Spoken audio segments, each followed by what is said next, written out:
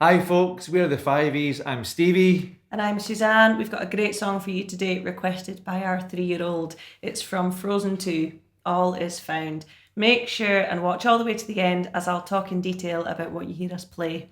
Grab your ukuleles and let's go! 1, 2, 3, 4.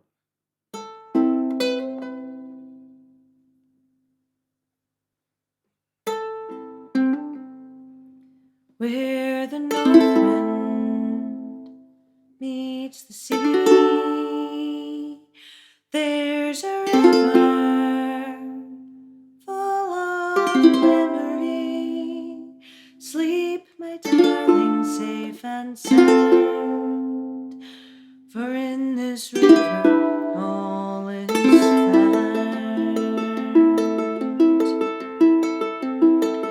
In her waters, deep and true, lie the answers and a path for you. Dive down deep into her sand, but not too far or you'll be drowned. Yes, she will sing to those who hear, and in her song all magic flows. But can you brave what you most fear? Can you face what the river knows?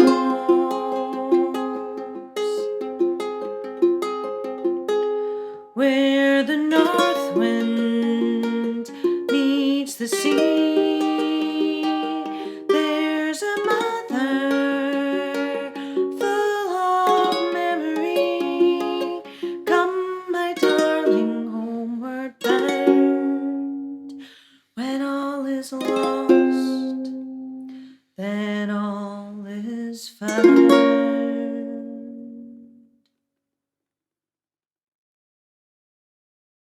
Okay, folks, let's break this down. I'll start with the introduction. We're on an A minor chord. Pluck with your thumb, the G string, and then the other 3 strings all at the same time with your index, middle, and ring fingers. Then I use ring finger. I find it most comfortable to use ring finger on fret 2 of the A string. Pluck. Doesn't really matter which finger you use at this point to pluck. I use my thumb. You pluck, the pitch is a B. Oh, sorry. And then you hammer on your pinky. So you don't have to pluck again. You hammer on your pinky and you get that change in pitch. Then you do a pull off with that same pinky. So actually you pluck once and you get 3 pitches. Okay, that's worth practicing a lot. And then you do the same A minor G string with your thumb on its own, and then the other 3 together. And then you're going to do a hammer on and a pull off on the C string. So pluck it open first, hammer on that middle finger. Now don't just lift it off again, really try and pluck the string a little bit with the tip of your finger, otherwise you won't get a ringing sound. That's the same with what you do in the A string as well. So that's your hammer-ons and your pull-offs used in the introduction. Now, for the rest of the song, you can either copy what Stevie did, which was gentle thumb strums. We would quite often use index finger to strum rhythms. That would be the most common strum. But when you're trying to be gentle and a bit more open, when music's going slowly, thumb strums are great. So you can copy that Stevie's doing, or you can try this plucking pattern. Now, while we're in A minor, we're doing this exact same shapes. It's only at the very, very end of the song when we shift into the key of B flat minor that he does alternative shapes up the neck. I'll talk about that later. In verse 1, I copy a similar idea to the introduction, plucking the G string with your thumb, and then the other 3 strings with index, middle, and ring. For every chord change, whatever the chord change is, that idea on your right hand stays the same. So that's just for verse 1. Then from verse 2 pretty much to the end, I'm doing this plucking pattern. It's string-wise, it's G, A, C, E. Again, lots and lots of practice, just repetition of that order. You want to be doing that for ages. And then once the muscle memory has kicked in that right hand, G, A, C, E, that is, you can start to do chord changes. Now I prefer to use thumb, ring, thumb, index. You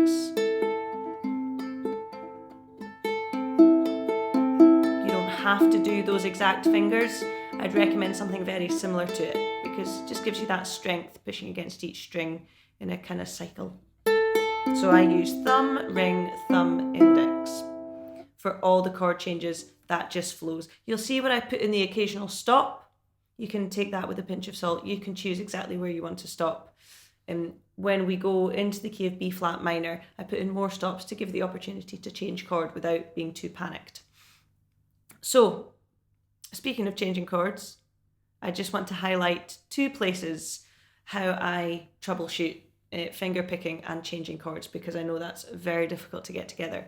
So I'm going to look at a section that goes from D minor to B flat. So think about those 2 shapes. She will sing to those who hear. So it's all magic flows. It just so happens that nothing on harmonizes nicely with the singing between my left hand fingers being on the D minor shape and my fingers being on the B flat shape. So always look out for that. If you're having a nightmare changing between 2 chords and you're trying to do a cycle of plucking pattern and you just can't get the change quick enough, check if actually 1 or 2 open strings solves your problem. So that's exactly what happens here. So all magic.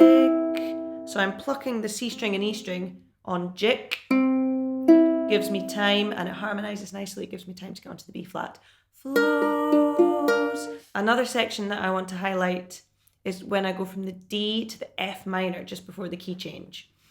So it's a pretty tricky change to keep that cycle of plucking going. So what I found works really well is this. 1, 2, 3, 4. 1, 2, 3, 4. So I actually move my middle finger onto fret 1 of the E string, like on the and of 4, you could say, halfway between when I called number 1 and number 4. And again, you just have to problem solve these things as and when they come up, because everybody knows that doing a consistent plucking pattern when you're changing big jumps poses loads and loads of problems. When we get into the key of B flat minor, you can check out Stevie's shapes, and by all means, if you want to stick to down the neck, just copy his thumb strum idea on the lower shapes that I'm doing. Just because you're on my shapes, you don't have to do the plucking pattern. What I would say though is it's not like my shapes are any easier by that stage. We're having to use a bar, index finger bar, on a lot of the shapes, whether you're down here with me or whether you're up there with him. So we know it's really, really tough playing in the key of B flat minor. Much easier to play in A minor. But just have fun with it. Every shape that you learn that covers all 4 strings is going to be usable on every single fret up the neck of the ukulele in a different key. So if you're having a nightmare learning a specific shape, just remember, if all 4 strings are covered, that's a shape that you can transpose up. When you're in the key of B flat minor, this is your B flat minor, but that exact same shape is also B minor and C minor. So just enjoy that. As you're learning shapes that cover all 4 strings, it's going to be really, really useful in the future for taking that into lots of other keys. Okay, I think that's all I've got to say about that, but if you do have any other questions about this song, we would really love to hear how you're getting on. Comment underneath with the particularly tricky bits. Anything that did help you out of what I've just said, we'd love to know that that's the case. And always hit the subscribe button and look out for our other videos to play along with your ukuleles.